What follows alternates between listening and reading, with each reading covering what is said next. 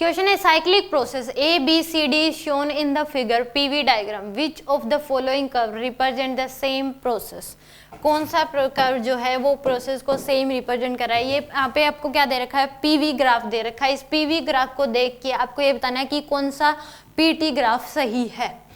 तो यहाँ पे इस ग्राफ को अगर देखें तो इसमें क्या हो रहा है, फर्स्ट ए से लेके बी तक प्रेशर क्या है, कांस्टेंट है। साफ साफ दिखाई दे रहा है कि प्रेशर क्या है, यहाँ पे कांस्टेंट है। तो यहाँ पे प्रेशर कांस्टेंट है तो उस केस में यानी कि कौन सा प्रोसेस आ रहा है, ए से बी तक पी क्या है, प्रेशर क्या है, कांस्टेंट। ए से बी तक प्रेशर कांस्टेंट है, इसका मतलब कौन सा प्रोसेस हो रहा है, आइसोबारिक प्रोसेस। और वॉल्यूम बढ़ रहा है यानी कि एक्सपेंशन हो रहा है।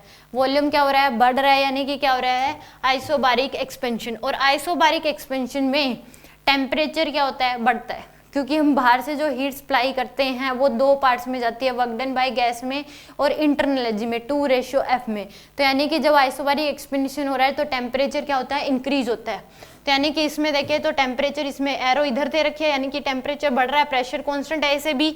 इसमें तो जा ही उल्टा रहा है, तो यानी कि ये तो प्रोसेस ही इस तरीके से हो गया। इसमें जा रहा है ए से बी से सी, सी से डी, तो यहाँ पे भी ए से बी ऐसे ही जाएंगे। तो ये ग्राफ तो क्या होगा, पहले ही देखते ही क्या होगा, गलत।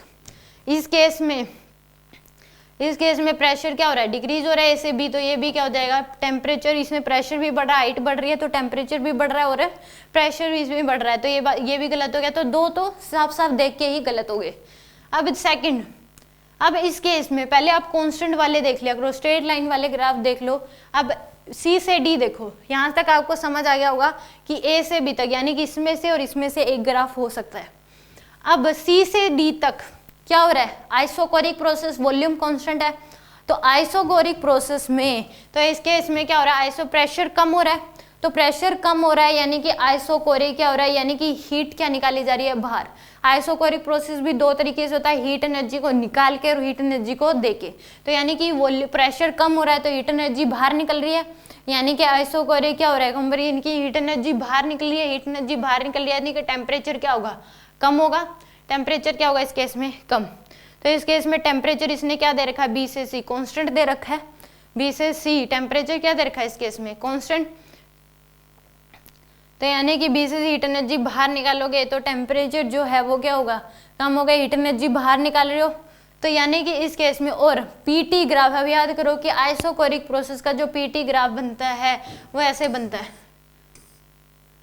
आइसोकोरिक प्रोसेस का उसका स्लोप होता है NR में V नोट, स्लोप होता है उसका NR/V नोट। तो ये ग्राफ आएगा, इसका स्लोप भी क्या होगा, कुछ ना कुछ होगा, NR/V नोट, इसका स्लोप तो क्या है, 0 है। तो यानी कि इस केस में ऑप्शन क्या आ जाएगा, ए क्या है इसमें सही है। इस तरीके से देखिए बी से सी तक कौन सा हो रहा है, आइसोथर्मल प्रोसेस हो रहा है। बी से सी क्या हो रहा है, आइसोथर्मल प्रोसेस। और आइसोथर्मल प्रोसेस में टेम्परेचर क्या रहता है, कांस्टेंट। आइसोथर्मल प्रोसेस में टेम्परेचर कांस्टेंट। तो यहाँ पे टेम्परेचर तो क्या रहा है, घट रहा है इस ग्राफ में, बट इस ग्राफ में टेम्परेचर क्या है, कांस्टेंट है। कहाँ से, बी से लेके सी तक टेम्परेचर कांस्टेंट। तो यही ग्राफ क्या है इसमें सही है।